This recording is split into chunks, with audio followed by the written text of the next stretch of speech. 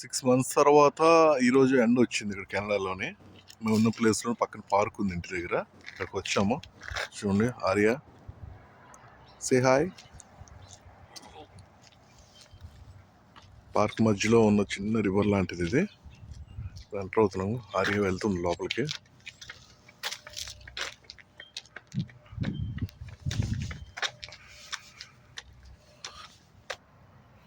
అక్కడంతా baseball court చాలా నీట్గా ఉంటుంది. ల్యాండ్స్కేప్ అంతాను చూడండి.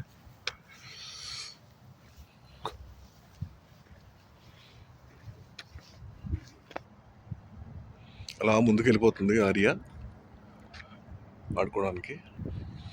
చూడండి ఎంత నీట్గా ఉందో. అంతా పెద్ద మొక్కలు లేకపోయినా పెద్ద పెద్ద చెట్లతోటి, ఖాళీ గ్రౌండ్ తోటి, గ్రాస్ తోటి ఎంతో అందంగా ఉంటుంది ఇక్కడ. బేస్బాల్ కోర్ట్ చెప్పాను కదా, దూరం నుంచి చూపించాను నేను దగ్గర నుంచి. ఈసారి ఆడినప్పుడు చూపిస్తాను. ఇంకో ఇక్కడ కూర్చుంటారు, కూర్చుని ఇక్కడ నుంచి వాచ్ చేసుకుంటుంటారు.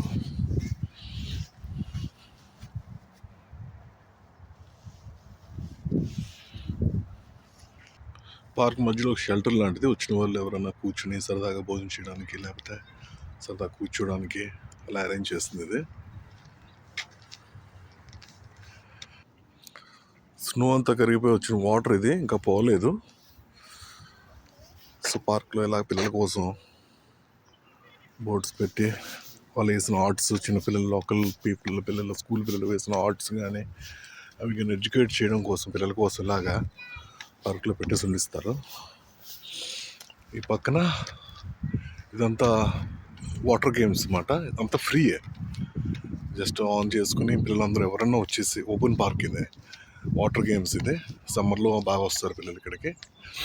అక్కడ అన్నీ ఉయ్యాల అలాంటివి ఇలాంటివి, మంకీ ప్లే అలాంటివన్నీ ఆడడానికి ఉంటాయి ఇక్కడ అంతాను.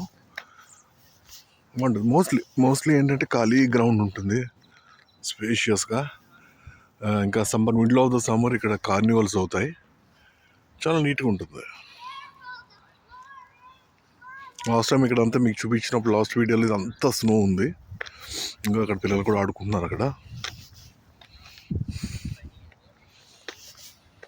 ఇంకా ఆర్య వచ్చే ఉయ్యాలు అవుతుంది. సరిగ్గా కూర్చో. ఎస్,